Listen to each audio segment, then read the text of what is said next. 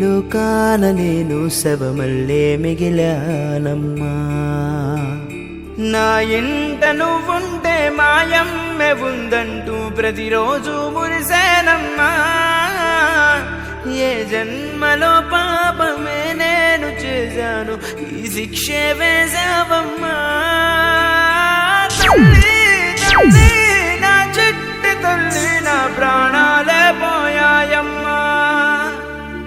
నీవేలని లోకాల నేను శవమల్ల మిగిలానమ్మా.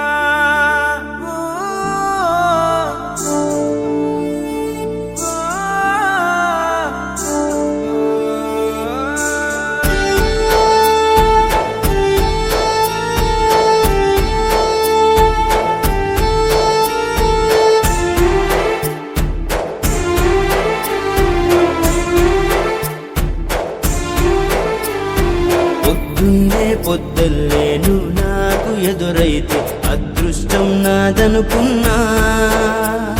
సాయంత్రం వేళల్లో నా బతుకు నీడల్లో నా దీపం నీవనుకున్నా. నా వెలుగంత తీసుకెళ్ళి చీకట్లో కలిపేశావే.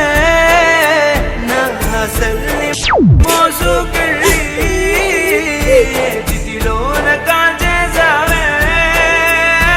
తల్లి తల్లి నా చెట్టి తల్లి, నా ప్రాణాల పోయాయమ్మా. నీవేలేని లోకాన నేను శవమల్ల మిగిలానమ్మా. సిహెచ్ అగ్రహారంలో కనిపించకుండా పోయిన 2 ఏళ్ల చిన్నారి జ్ఞానేశ్వరి ఏమైనట్టు?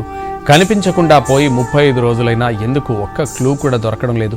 కన్నవాళ్లు మాత్రం పాప దొరుకుతుందని ఆశగా బతుకీడుస్తున్నారు. పరిసర ప్రాంతాల్లో మరోసారి గాలింపు చేపట్టడానికి సిద్ధమయ్యారు అధికారులు.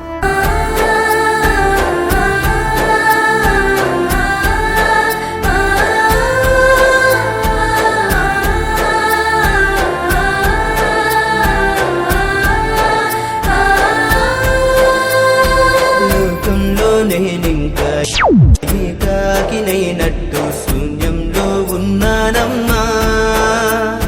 చిరుగాలిలో ఊగే చిగురు కొమ్మైన నీలాగే తోచేనమ్మా. నీ నిశ్శబ్దం గుండెల్లో జలపాతమయ్యిందమ్మా.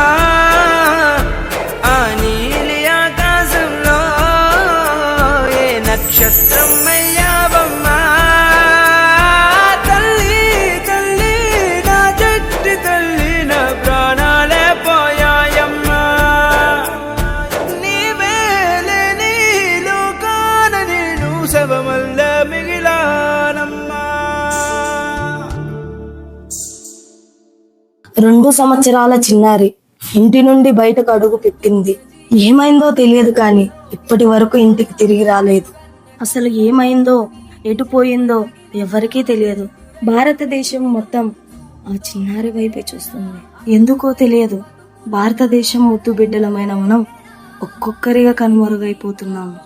భారతదేశం నా మాతృభూమి, భారతీయులందరూ నా సహోదరులు అనుకున్న మనం సమయం దొరికితే ఎక్కడ కనుమరుగైపోతామోనని భయపడుతూ బ్రతుకుతున్నాం. మన దేశాన్ని రక్షించే రాష్ట్రపతి ఒక స్త్రీ.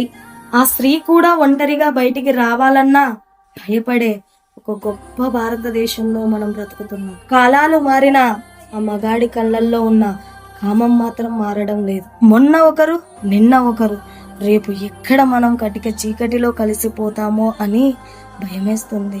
మన భరతమాత కూడా ఒక ఆడబిడ్డ. పేరుకే భారతమాతకి చెయ్యి అంటున్నాం కానీ ఒక ఆడబిడ్డకు అన్యాయం జరిగితే చూస్తూ ఉండిపోతున్నామే కానీ ఆ ఆడబిడ్డకు ఎందుకు న్యాయం చేయలేకపోతున్నాం? ఇప్పటికైనా మారాలి. భారతదేశ ముద్దు బిడ్డలమైన మనం భారతమాత పరువును కాపాడాలి.